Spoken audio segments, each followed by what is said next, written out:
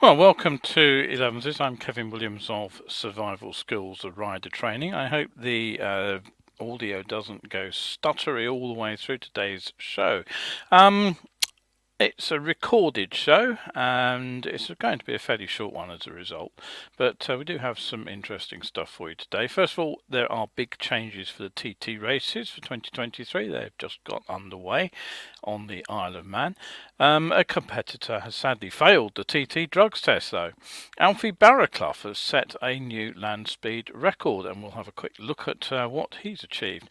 15 countries visited in 22 hours. That's a new record set by a motorcycling journalist. Gone in 40 seconds. That's a BMW stolen in broad daylight. There are new colours for Honda's Grom and a new style for Honda's 500 Twin. And finally, in today's discussion point, we'll come back to that theft story about the BMW. And I'll be asking, are manufacturers playing us for fools? Because I tend to think they actually are. So settle yourselves down for the next 30 minutes or so whilst I run through all those particular stories. Don't forget, if you've got anything to say, any comments that you want to drop, do so please, although do be aware that I won't get back to you live as I would normally do. It'll have to be at the end of the show.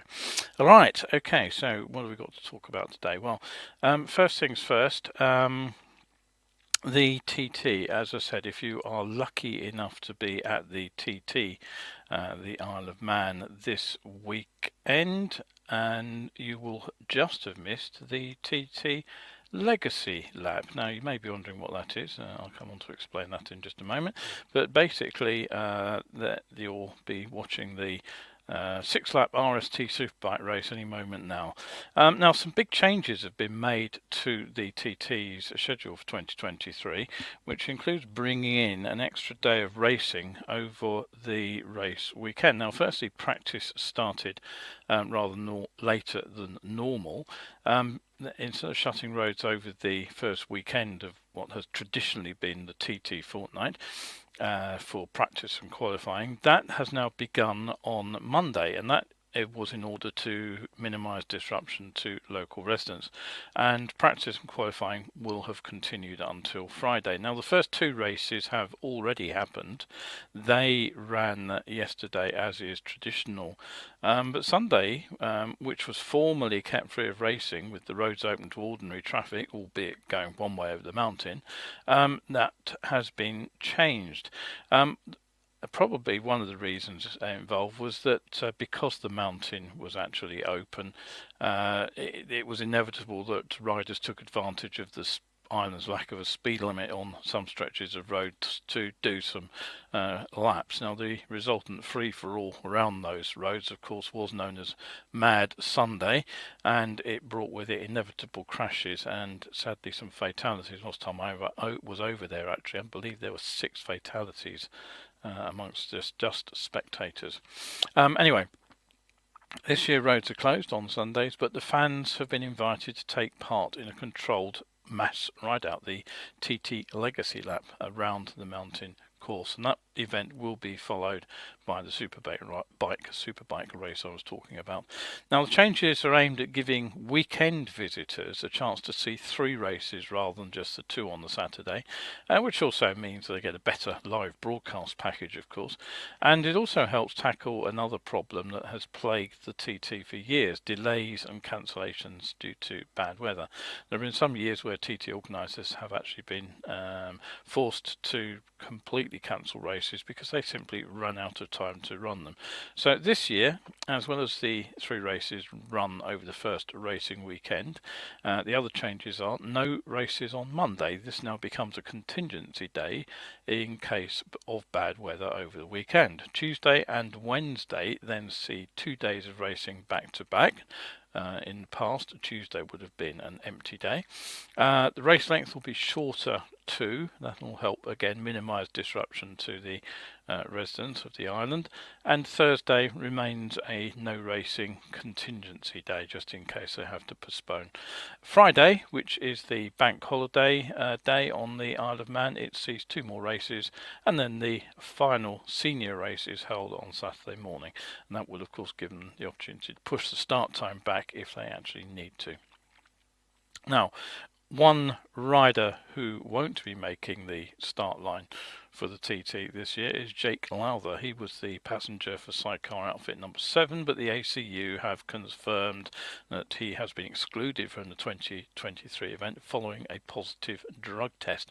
Now the TT has a random drug test policy.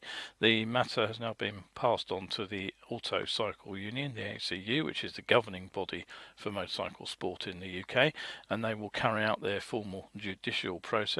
Both organisations share a strict zero tolerance policy for the presence of drugs and alcohol for officials and competitors alike during an event period.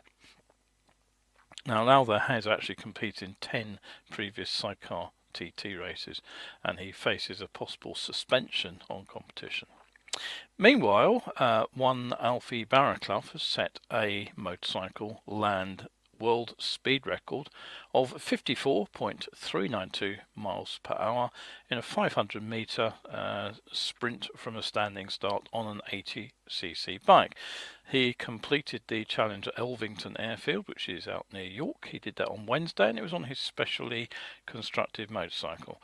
Now, you may be wondering why that's so impressive, but this is Alfie. As you can see, he is rather young.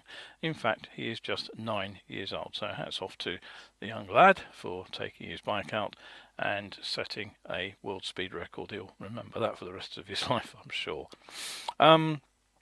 Now, meanwhile, of course, how many countries can you visit in 24 hours? Well, right now the answer stands at no less than 15. How quickly can you do it?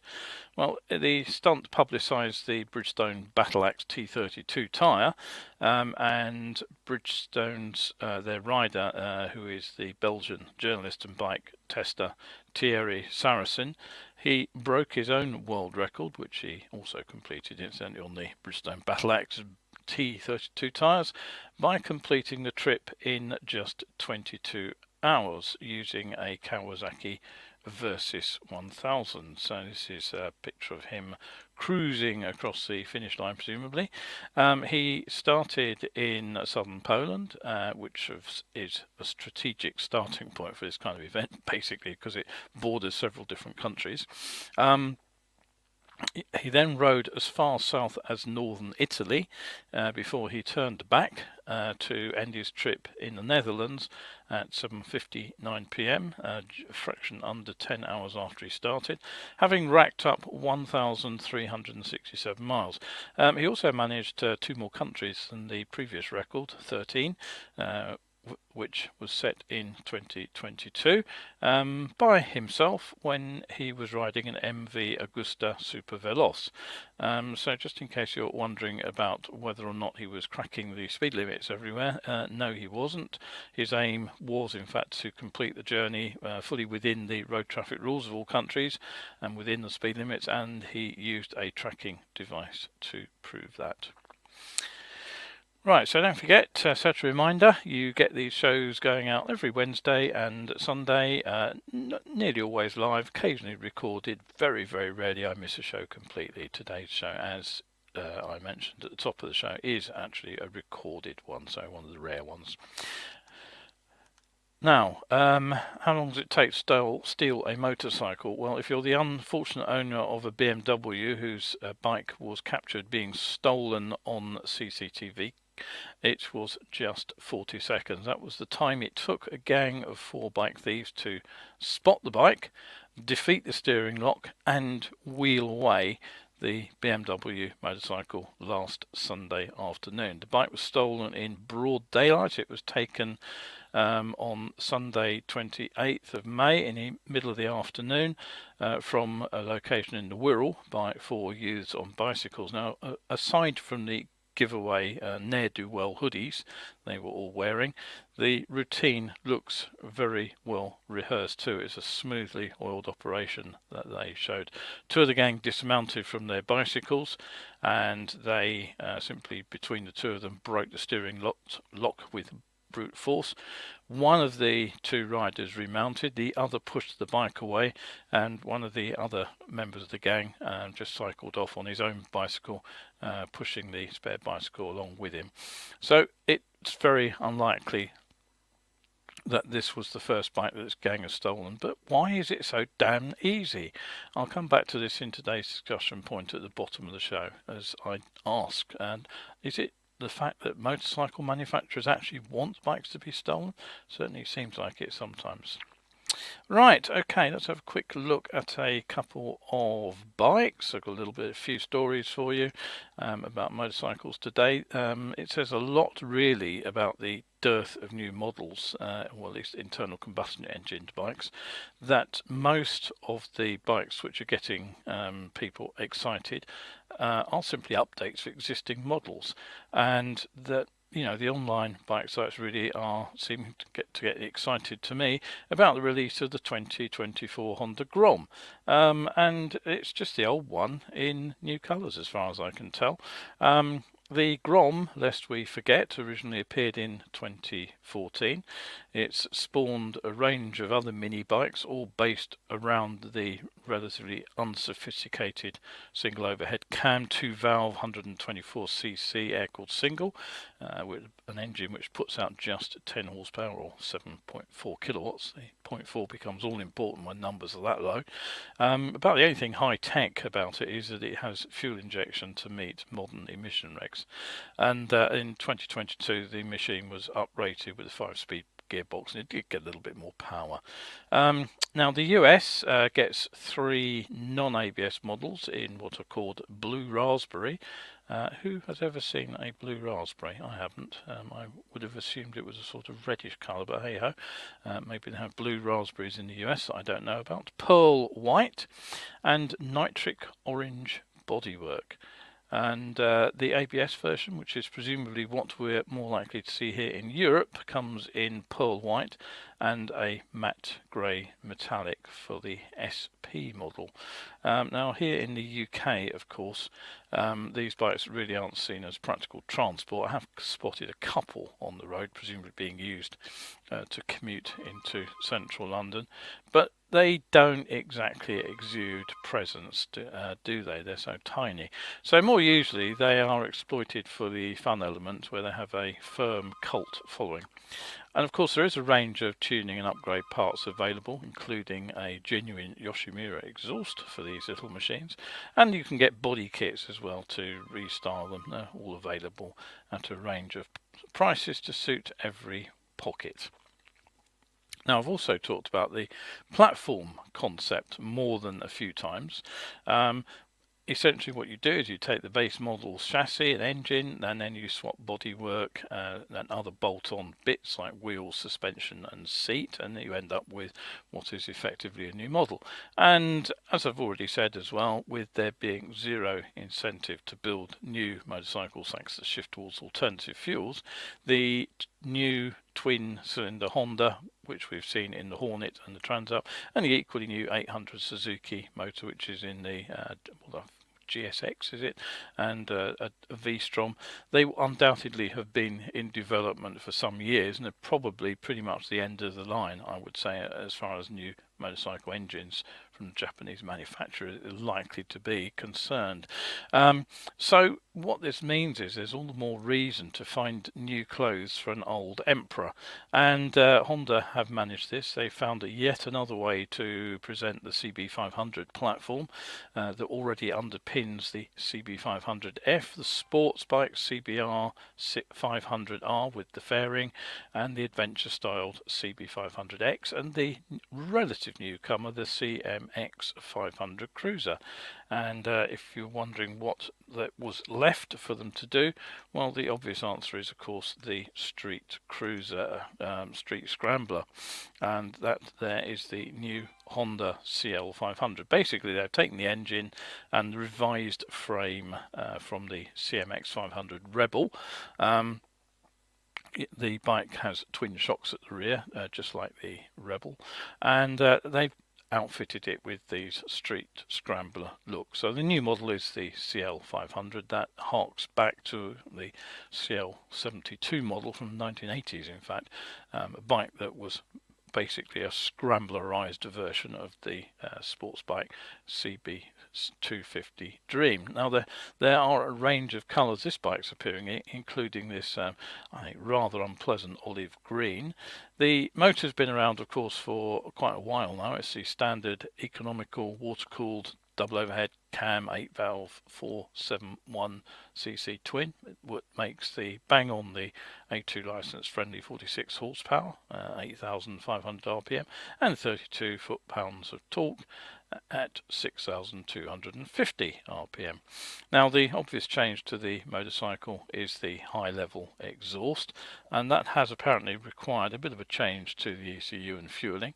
The bike gets LED lights. The front wheel is a 19-incher, which will be good for dealing with potholes in the UK at the moment, and they're thankfully cast and tubeless. Now, ABS is fitted to the single front wheel. That's mandatory, of course, and to the rear wheel too. The Honda's, did I say single front wheel? Yes, of course it's only got a single front wheel. I meant single front disc. And you can also get Honda's clutch assist and slipper clutch, but that is pretty much about it for technology. Everything else about the bike is stripped down. The bike's not even got a rev counter, actually, just a gear position indicator within the speedo, just in case you manage to forget which gear you're actually in. Now, one thing I never quite get with bikes is lowering the gearing. Now, Honda have done this with the CL by adding an extra tooth to the front sprocket, start again to the rear sprocket, which according to one review peps up the CL's acceleration and mid-range response with a tiny trade-off by raising the revs at cruising speed. But the fact is, other than when accelerating from a standstill, when you will benefit from that lowered first gear, you'll get even better acceleration response by simply riding in a lower gear rather than just keep changing up the gearbox.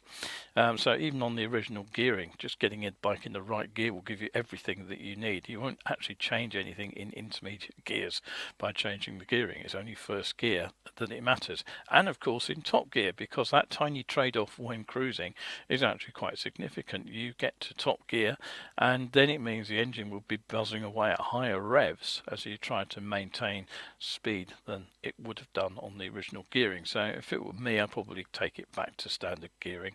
As I say, I quite like a relaxed bike in the top gears, and I'm happy to use the intermediate gears when I need to. But maybe Honda never see the bikes leaving city streets where that sort of getting away from the lights tends to be a little bit more important. Now, one thing that was apparently fitted to the launch bikes, according to at least one article, was a system that activates the hazard lights when you're braking hard. Now, it's the first time I've heard of that, and I do wonder if it's actually legal because it flashes them. And generally speaking, flashing lights on vehicles are frowned upon by road sort of construction use regulations. Anyway, I'll look into that and see what I can find out. One big plus is the price, because the bike comes in at current £5,999, which makes it the cheapest of all of the Honda's 500 range. But there, of course, are plenty of ways that Honda will entice you to part with your cash, and that's by purchasing the various Honda add-on packs. So the Adventure Pack, £375, gets you a tall front mudguard, possibly the one actually shown in the photograph. I'm not sure about that, but that does appear to have an extra mudguard bolted under the headlight. I don't know if that's the standard one. I would guess it probably is part of the pack, because the pack also covers, gets rear shock covers, hand guards, and wider rally style foot pegs. So perhaps that bike is actually equipped with the Adventure Pack. Anyway, that'll set you back £375. As I said, the Travel Pack is £500. That gives you a 12-volt socket, a one-sided nylon saddlebag and rail, which sits on the left, because the exhaust is in the way on the right. You get a tank pad, wow, to match the bike's side grips on the tank, and you get heated grips and an adjustable brake lever. £500 for that, frankly, seems rather steep. The Style Pack is frankly even less appealing. For £300 you can get a rear number plate board, wheel stripes, a headlight cowl, and a taller brown seat option. If there's one thing I really hate on modern bikes, it's this brown seat. If you want to fit a top box, there's a 38-litre box available, and that is an eye-watering £500. Now, hopefully it includes the necessary rack, but it doesn't actually include a backrest at that price. You'll have to pay another £99 for the backrest. Frankly, the price of those accessorising packs is truly astonishing. I wonder anybody ever parts with that amount of money. Right, now I promised to come back to the 40-second theft of a bike, which I mentioned earlier in the news section. The machine involved is a BMW. I'm guessing from the high-level exhausts that it's probably the parallel twin GS. Might be a single cylinder, I'm not sure. But the shocking part is just how easily the gang managed to defeat the steering lock on what most of us would assume to be a quality machine with some decent security built in. I'm sure most of us would assume that it would be good for at least a couple of minutes unattended parking, the sort of time necessary to stop a casual thief wheeling your bike away whilst you go indoors and fetch the heavy chain or the shackle lock from wherever you keep it. Mine lives in a cupboard in the hallway, so I've got to leave the bike outside at least for 2 seconds before I can go and get that. But the defeat mechanism that the gang uses is the twisting of the bars against the lock.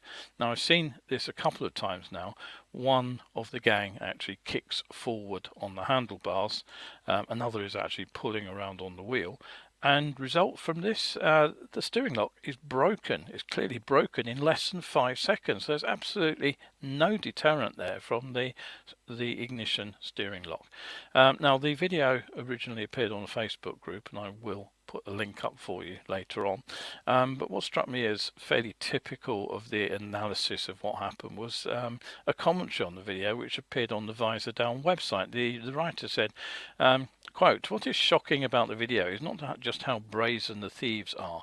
It's broad daylight and at least one car does drive by, but how quickly they get away with the bike. It goes a long way to proving how important it is to use even a disc lock as a minimum form of security, especially when parking on the street." But that misses the point completely. What's shocking is the failure of the steering lock to actually do what it's supposed to do. Now, riders, I don't think, should be forced to carry additional security that they have to apply to the bike as soon as they dismount. I think the steering lock should do something useful, like lock the steering. That should be happening out of the factory. What's the point, frankly, in having a steering lock that can be broken without any kind of mechanical assistance, just brute strength, in 5 seconds? It's about as much use as a chocolate fire guard, frankly. Now, arguing that a £30 disc lock would have saved the bike, that's a moot point. Maybe if they'd seen a lock on it, they would have ridden on by. Maybe they wouldn't. But saying that it's, basically implying this is the rider's fault for not using one. And that really is letting BMW off the hook. And that applies to all the other manufacturers, in my opinion, who continue to evade their responsibility. They don't fit machines with any decent means of securing the bike. Now, given the technology that BMW and other manufacturers are throwing at their bikes at the moment, I honestly cannot believe that a decent quality steering lock or some kind of wheel immobilizer isn't out of reach. And you know, how much would it cost to replace the obviously weak metal in the ignition block with something stronger? I honestly don't know. What about the factory immobilizer, you might be saying? Maybe you think that's a good device for defeating the gangs, but here's the truth. It may stop the youth wheeling your bike away and hot wiring it around the corner and then riding off with it, but all they actually need to do is push it as far as a lockup, maybe not even that far, because if you go onto eBay you can find a plug-in defeat device for factory immobilizers for about £30, and they'll be delivered to your door in a day or two. So if you've seen the bike that you want to steal, you can pre-order this, and all you need to do, you don't need to cut the loom about or anything to put this in place. You just have to plug it straight into an existing socket that's in the loom. You just have to know where that socket is and be able to get the seat and bodywork off to access it. Plug it in, bingo, immobilizer overridden. You can start it with a key that fits the barrel. So frankly, factory bike security is laughable. But why should the manufacturers spend time and money and resources improving it? Well, that's the big question, really, isn't it? Because basically, if you are the victim of a bike theft, the chances are you will get another bike to replace it, quite possibly thanks to your insurance payout. So basically, every time an insurance company covers a theft, every time a rider buys a replacement bike, that is extra cash going straight into the manufacturer's pockets. You're buying another bike. That's the brutal truth. And what's worse really is that there seems to be little pressure on the manufacturers to up their game. You know, police anti-theft initiatives are all about how to make the bike less vulnerable by maybe hiding it under cover, securing it, parking it where it's lit up or something like that.